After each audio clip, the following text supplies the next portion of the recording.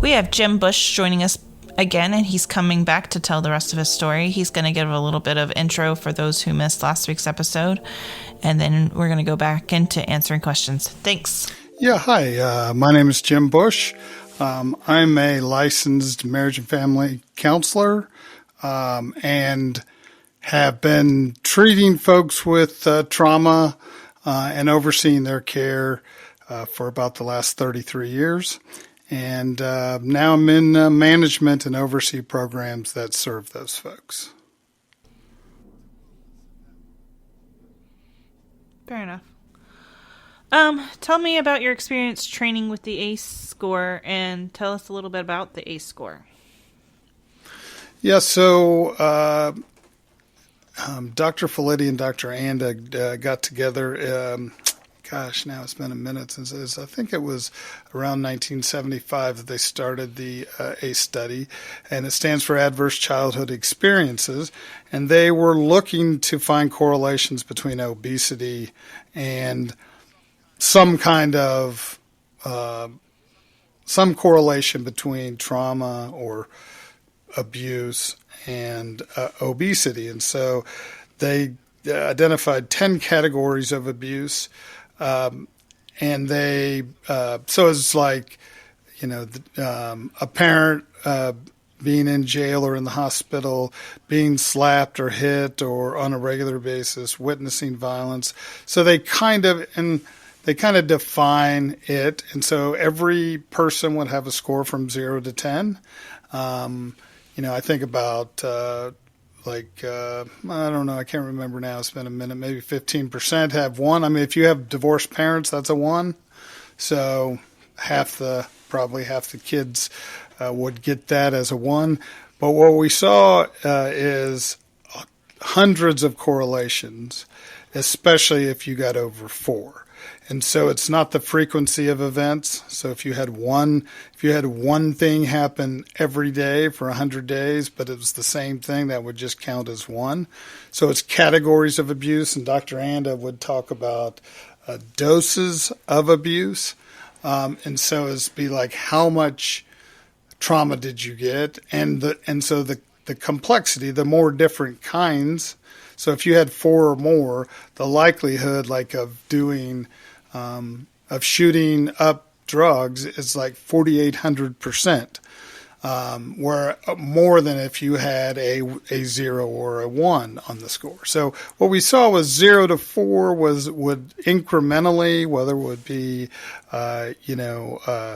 drinking or promiscuity or smoking, or pregnancy, teenage pregnancy, we would see increases. The more you had, the more likely it happened, but then some very physical outcomes. So more likely to get pregnant, more likely to miscarriage, more likely to smoke early on, more likely to get COPD, more likely to get lung cancer, and then more likely to die from lung cancer with somebody with a lower ACE score.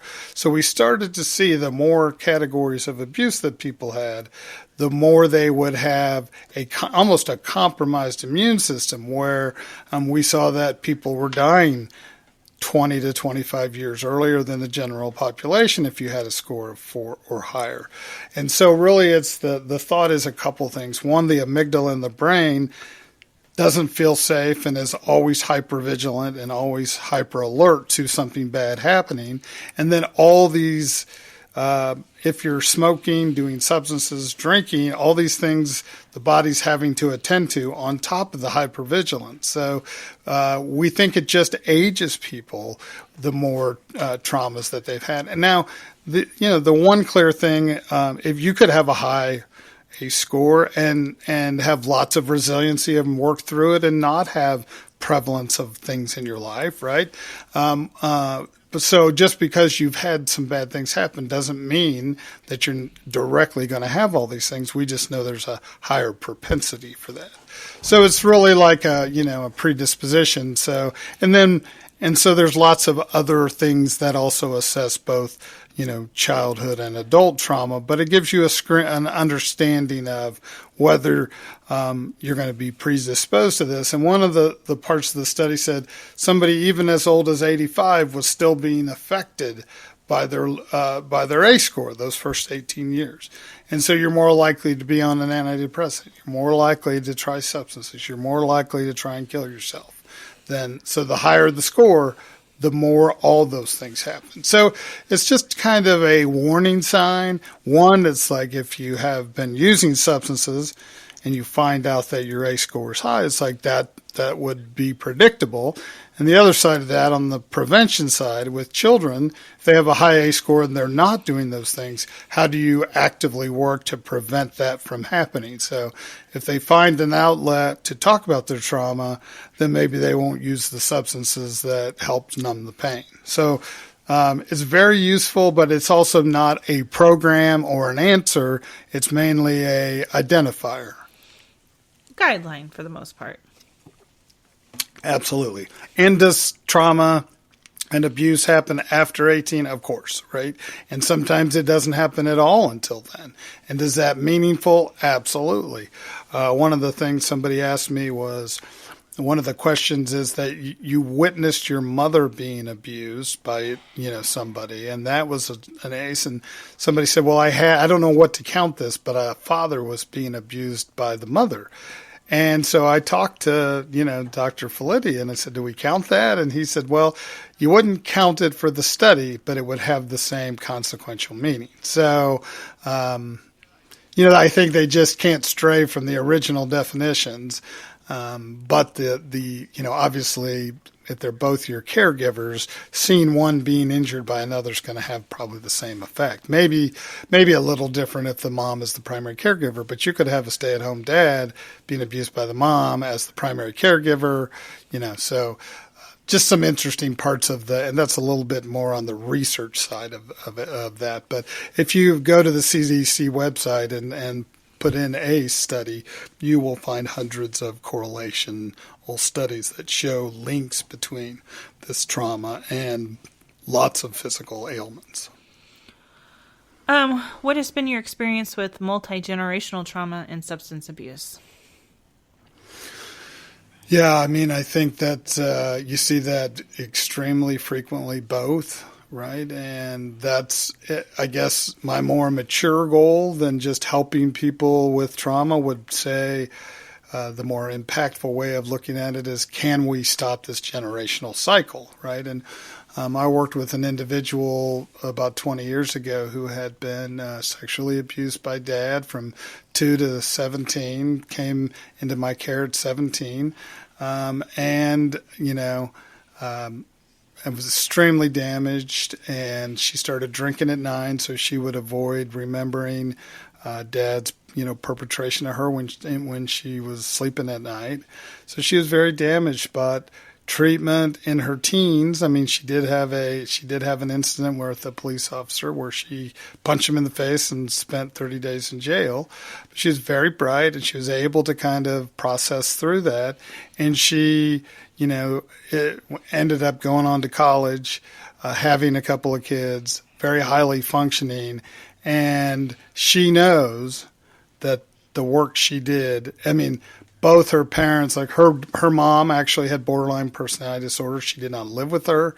She lived with her dad, who then, sexually abused her and, of course, denied it. The grandma didn't believe her that the dad was abusing her like that.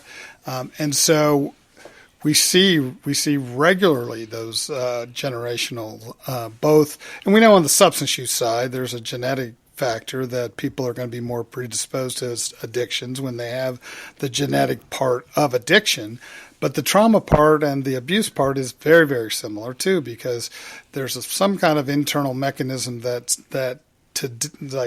if you're hurting me, and it's always been difficult for me to kind of describe, but you can see it very frequently.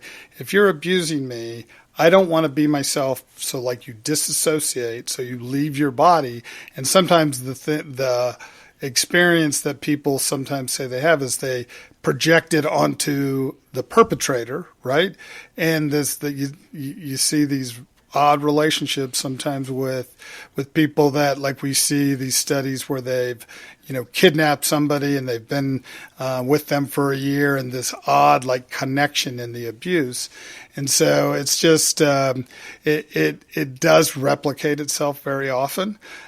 Very similarly to like when I was just in private practice, I'd a lot of times have, a dad bring in a kid. He won't stop fighting at school. He's getting kicked out over and over.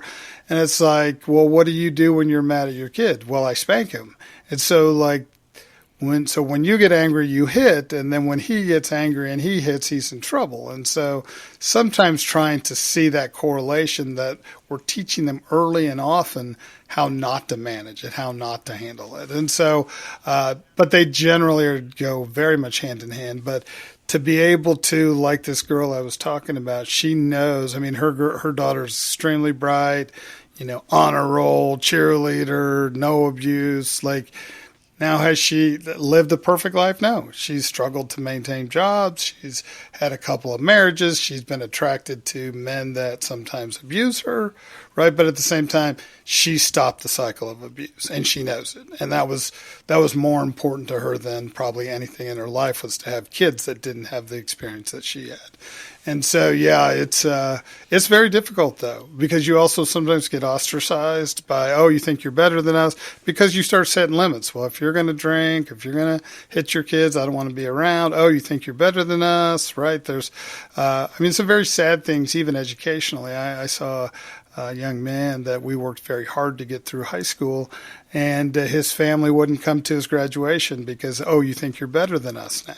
And so the only people he had at his graduation were people from the group home that he lived in. And so sometimes just some, tragic things like that. But we've seen lots of frequency of this going on for generations. And so if you can get somebody the understanding of the power where they can stop that for generations in the future, that's pretty powerful. But it's also, very difficult. Yeah. No, I can relate that. Breaking trauma bonds and not allowing abuse in your life can be very isolating and lonely. Mm-hmm. And at the same time, life-changing for others, right? But there's a cost. There's certainly a cost to that. Yeah. How would you like the mental health field to improve in the next couple of years? I mean, as much as I want to believe that we've reduced stigma, I think lots of people still don't get help because they don't want to be judged. That's where, in some ways, telehealth has opened some doors where people can get care from their couch, their own couch with their laptop or their phone. So I think trying to continue to reduce stigma. I think we continue to see, I think the more like Simone Biles comes out and says, hey, I had anxiety. People that we look up to, the more they own it, the more they talk about it, the more, but we also get to, it's okay, well, I'm going to accept it for other people, but not my kid or not my spouse or not me, right? And so I think we got still a long way to go with that. And then I think we have to just continue to find better and better ways that make a functional difference for people, right? Like, to me, it's always about trying to help somebody manage their own lives. Like, for a long time in mental health, people thought it was fine to see your therapist for 10, 15 years. And I think the better model now is that we try and say, how do we help you, instead of giving you a fish, teach you how to fish, that we don't really have as clinicians, lots of special things. We just have processes and systems that can help you work. So where you can go on and like manage your life better. I mean, part of it is there's not enough providers. So like you want to get in, you want to be seen weekly, you maybe get in a month and then you can get in every 2 weeks at best. And it's really staggered. So like part of that, I'd like to see more people going through the field, which also comes back down to pay. Like, pay is not good in our field. The work is very hard. We are really struggling in our field to get people, in a residential setting. There's lots of, the trauma's so bad. We see lots of, violence, abuse, self abuse. Like, And then with the pandemic, people have not been around them to know the stuff's going on. So I guess trying to reduce stigma, get more availability, and continue to try and be the best trained that we can be. What else can we learn from people that have gone through it? And that's where the addition of peer supports has been useful. So people that came out on the other side, they worked through some very difficult things, are now helping us as certified peer recovery specialists to help people engage in treatment. So, hey, I was there too, and I know it's hard to trust, but this is helpful. So and we now pay people that had life experiences to share their life experiences with people, to tell them, hey, here's what an intake is. They're going to ask you 12 pages of questions, and they're not going to help you much today. And then you'll get assigned a therapist, and that therapist is really important that you connect with them. Do you want a male or a female? Is it meeting your needs? How would you know if it meets your needs? How will you know if you are less depressed? And so trying to define what you want out of it and take control over your own care. You're the one investing in it. As a clinician, it's not, we can point you that direction, but it's always best if we're just helping you meet your goals. And so therapy, especially in substance use, it used to be in your face, you're an addict, you're in denial. That didn't really help people too much. Now we say, hey, where do you want to go? And I'll help you try and keep you on track to get there. So it's less confrontational. It's more what we would call joining. So we're joining with our client, and they're going to say, hey, we're going to say, are we getting there or not?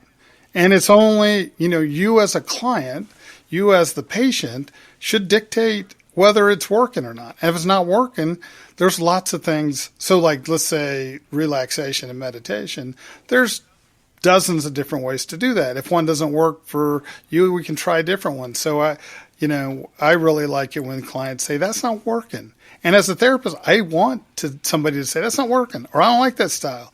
And so what I do at the end of sessions is say, was there anything that didn't go well today? Would you have liked another style? Do you want a female? Especially when I work a lot with people that have trauma, trying to be very clear about that we have plenty of work. We have plenty of people to see. We know we'll get better outcomes if you're getting your needs met, if you're getting what you want out of therapy. If something doesn't work, when you talked about your own little personal story, that wasn't very helpful. Okay, I'll make a note. I thought it might be helpful to see it, but, good therapists will really positively respond to critical feedback, and then you're more likely to get what you want. What we generally see is, ooh, that didn't really work, and then they don't come back, and then we spend weeks calling them to schedule when they don't want to come back, and then they feel crappy that they're saying they don't want to come back, and then everybody feels crappy, right? So that's the other thing is, how will we know when we're done? Generally, people go to 4 or 5 sessions, and then they're done. Well, after that, then we chase them for 3 more, and then we both feel like failures again. So letting people say, I'm done, is very important to me. Okay, I got what I needed. I'm done. I don't feel the need. Or, no, I need to keep going. Or I'll come back. We see it as people have episodes of care. So it gets bad for a while. When they adjust to that, they don't need it as much. And then maybe 3 months later, they need a little recharge. But there's no, way it has to be. You don't have to be seen every week. You don't have to fix it all. All I want to fix is this. If this was better, I could function, right? And so really encouraging people to give that feedback. And we know that the outcomes are better if the clinician just asks those questions did you get what you needed? What can I do better? We know just asking those questions, people will have better outcomes. So, it's important to guide your own care. Yeah, I think the whole, if you say something's not working, I think some people are afraid to hurt their therapist's feelings. Exactly. And I'm guilty of that as well. But just hearing you say that makes me feel validated. Well, and, what I learned one time was if you don't get critical feedback, you're not making it safe enough to give critical feedback. And also, there is that protection. Clients do kind of look up to you, but, if we're not doing the best, if we're not making the most difference, we're not fulfilling our goals either, right? And so, and you don't have to say, you're an ass, that sucked, right? Or whatever, but you can say like that, that didn't really work for me. And be like, oh, okay. And, like I said, there's so many different ways to go about it. We're sometimes guessing, okay, there's probably 10 or 12 relaxation models that I would go through. And I'm like, this seems to fit. But if someone says, no, I don't really like that, I'm not going to do it again. Let's try something else until we find the right one. But I do think, I'm sure I've done it too, like not said something when it was like, that wasn't very useful. But it is what a good therapist is going to do. And what we're in this field to do is make a difference. And if we're not making a difference, it's not helping anybody. So I would just encourage people to own their own care. And if it's not working, don't keep doing it. Okay. With that person, keep doing it, but try and find you have the right to find somebody that's a better match. And sometimes it's personality, sometimes it's strategy. But you should be respected with your course of treatment and supported in whatever you're wanting to do. Like, our job is not to judge your path. Our job is to get you where you want to go. And that's what's different in my career was we were a little bit more, also, we're 8 to 5 and you have a job and then you don't come it because you can't get off work. And then we say, oh, you're resistant. Like, oh, no, I can't get off work.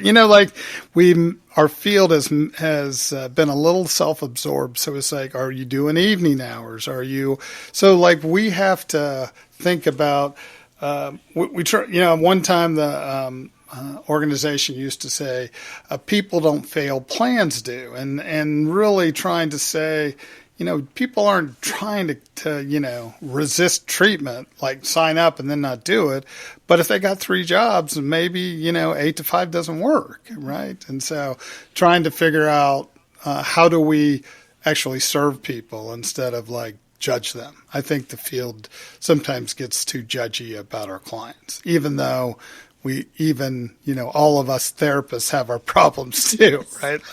We want our therapist to stay till 7 because we have patients till 6, right? So, but it's hard work, but it's very gratifying, and especially for me, probably the most successful thing is when you're able to stop that generation of abuse. That makes my whole year when you find a case like that, because you just think about how many dozens of people could be affected by one person's stance, and they might have suffered to do that. And sometimes people don't have kids because they don't want to bring them to that, and so they're going to stop it that way. But I think it takes a lot of courage and bravery and strength, and it's hard. It continues to be hard. But the power of not replicating harm, and we as a system have to still keep saying, are we punishing symptoms? Like, we never want to re-traumatize somebody by punishing symptoms. And that's where I get worried about people with borderline. If we judge them about their symptoms, we're re-traumatizing them, and they don't want to be like that. But it's easy to judge because the symptoms are ugly, right? They're very personal and very harming. And so, trying to just deflect it and then set a limit. When you talk to me like that, I'm going to walk away because it hurts me too much, right? Versus, losing it on them, which is the instinct, because they can say horrible things and very hurtful, and they know it. But they're really responding to covering their pain, but then they create so much pain, it's just hard. It's a vicious cycle. Very much so.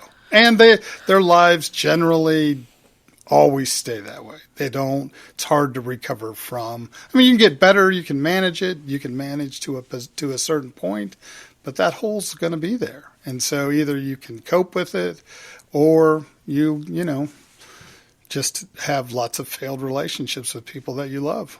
Yeah, and it can be very painful. Yes. What advice would you give trauma victims? I think most of all, probably to try and get help, that people can and do recover every day, that the power of stopping generational abuse, but also finding somebody that's knowledgeable and knows what they're doing and can actually help you. And if they're not helping you, find someone else. I think that's, but it's really hard to go at it alone, and yet for 35 years, I've dealt with pretty much only trauma. And so like people know, they know how to help. They know it's not like they're going to go, oh my gosh, I can't believe that's the worst story I've ever heard. I mean, it's also hard on providers, that there's a secondary trauma that I said to myself when I left graduate school, if I ever got used to hearing these stories, I'd need to get out. And I can say to this day, every day I hear stories that it's a struggle with, right? That a life experience of a young person was so tragic.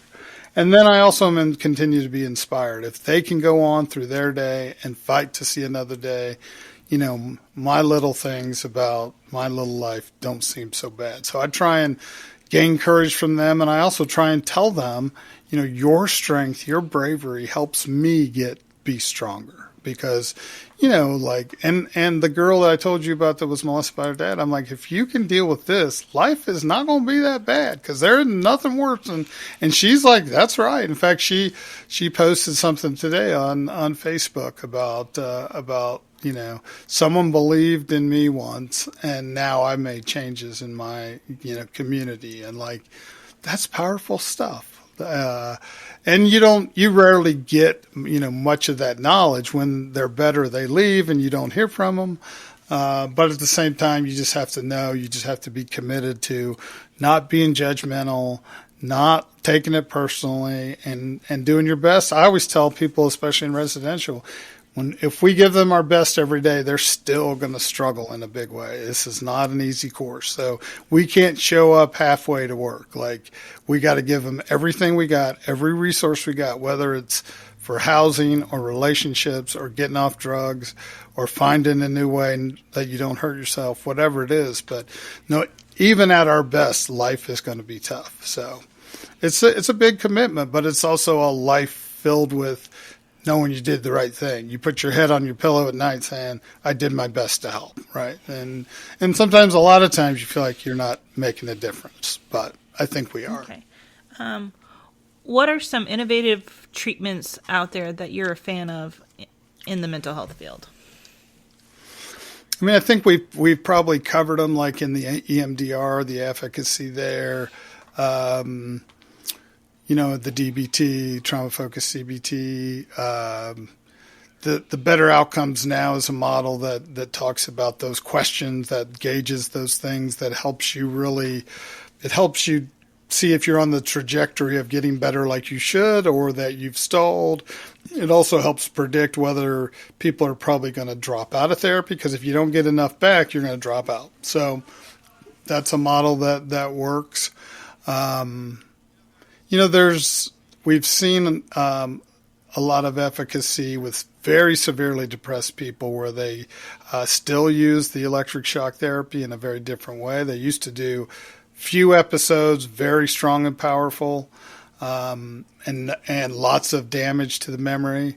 What we see to this day is, maybe several sessions with low doses. We see less of the damage to the memory piece, and sometimes people go from perennially suicidal and almost hallucinating to functioning. The weird thing is, one, you don't want to do it unless there's no other alternative because it's risky. And two, we still don't really know why it works. There's a lot in psychiatry and psychology and the brain that we just don't know why it works. And same with medications. There's usually something that works. We don't really know why a lot of times, or it takes a lot of different combinations or different trials. I wish we could get better, and I guess there is some technology, the genome therapy, where on certain diagnoses they figured out they can read your genomic pattern and say you will respond better to this classification than that, and so they jump to past ones that they're pretty sure won't work. So if we could get better at that applied to more diagnostic things. I mean, I think the frustrating thing, you're super depressed, you're suicidal, well, here's some antidepressants, it'll start working in a month. That's a very long time for somebody who's severely depressed, right? And like a psychiatrist said, it doesn't like magically start working on the 30th day.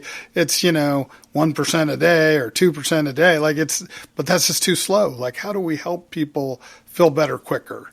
And so getting the right medications is part of it, getting the right therapy, getting the right therapist, and being able to tell doctors and therapists when it's not working so we can try something different. But having people wait in pain, I think is we can do better. What do you do for self-care?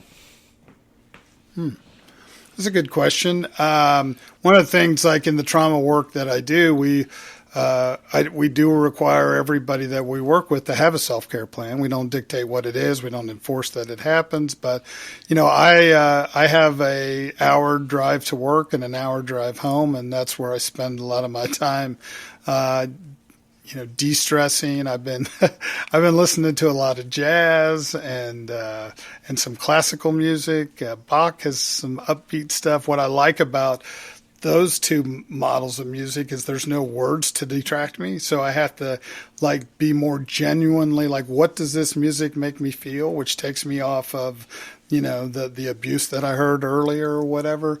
I like to play golf. I love sports. We've got 3 big dogs that keep us very busy, working on the house. I got a couple kayaks that I like to use. So, the more physical, the better, because it's very much mind stress. Like I could come home so tired and have sat at a desk doing nothing, quote, nothing all day, right? But it is very important because otherwise, we won't survive. And I learned in the first 6 months in the field in the group home in California, it's you either leave it at work or you won't survive.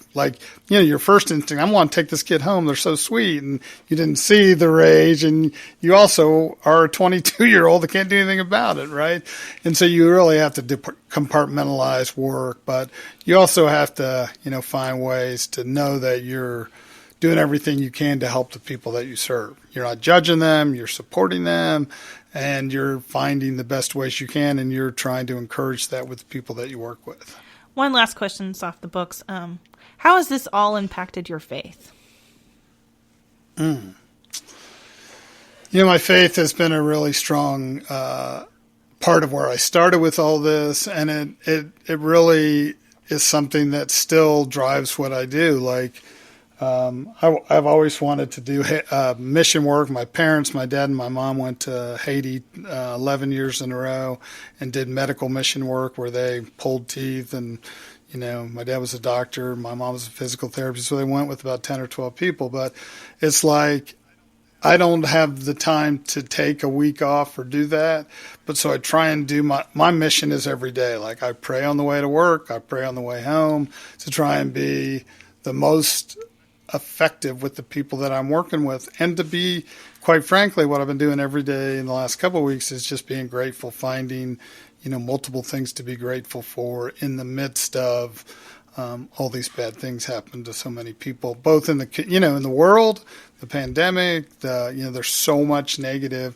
I'm trying to stay away from the news. I feel like I need data, around the pandemic because we have, recently had to put a stop on admissions because we had in January we had a 73 staff, we had 37 COVID outbreaks, and so trying to stay open was important, but at the same time, trying to not see all the bad, because it's just your brain just gets worn out on this isn't a safe place, if is what it feels like over time. So, but I feel like it strengthens my faith in terms of my job, my responsibility to be there for somebody else. Okay.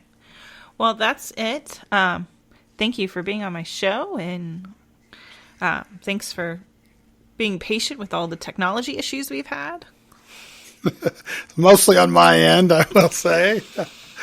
But yeah, I'm glad we were able to do this. This was great, and I appreciate the opportunity to share my thoughts. And certainly, they're mostly just my thoughts, right? And my life experiences, and they're not everybody's. But I'm pretty passionate about them for me, and so I appreciate the opportunity to share it. All right, thanks, guys, for listening. We'll be tuning in next Thursday, and you can always follow us on social media and on the website at rachelonrecovery.com. Thanks for listening.